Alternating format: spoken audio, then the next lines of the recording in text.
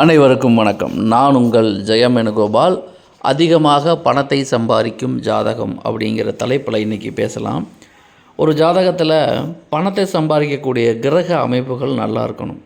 பணம் அப்படிங்கிறது எல்லாருக்கும் தேவை தான். பணத்தை விரும்பாதவங்க யாருமே கிடையாது.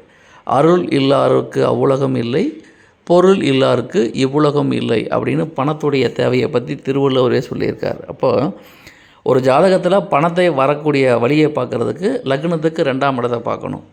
அதே சமயத்தில் சுக்கிர நிலைமை, குரு நிலைமை இவைகளையும் பார்க்கணும்.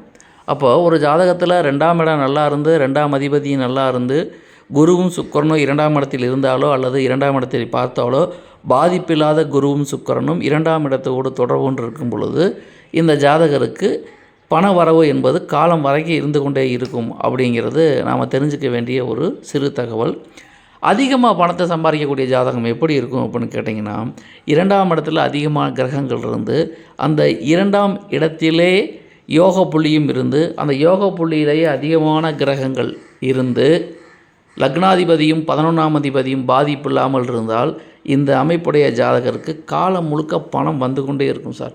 எந்த தொழில் பண்ணாலும் பணம் ஒரு பெரிய சிக்கலாகவே தெரியாது. இயல்பாக இருக்கிறப்போ எந்த தொழில் பண்ணாலும் அந்த தொழில் மூலம் உபரியாக வருமானம் வந்து கொண்டே இருக்கும்.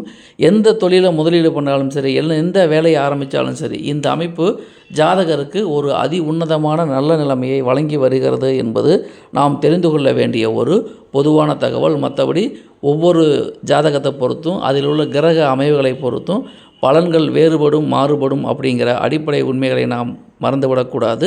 அதிகமாக பணத்தை சம்பாதிக்கக்கூடிய ஜாதகத்துக்கு 2ஆம் இடம் குரு, சுக்கிரன், லக்னாதிபதி, 11ஆம் அதிபதி இவர்கள் யாவரும் பாதிக்கப்படாமல் நல்ல நிலையில் இருந்தால் அதிகமாக பணத்தை சம்பாதிக்கும் ஜாதகமாக இருக்கும் என்பது நாம் தெரிந்து கொள்ள வேண்டிய ஒரு சிறு தகவல். மற்றபடி ஒவ்வொருடைய ஜாதகத்தை பொறுத்தும் நடக்கக்கூடிய தசாபுத்திகளை பொறுத்தும் கிரக அமைவுகளை பொறுத்தும் பலன்கள் மாறுபடும் அப்படிங்கிற அடிப்படை உண்மைகளை நாம் மறந்துவிடக்கூடாது.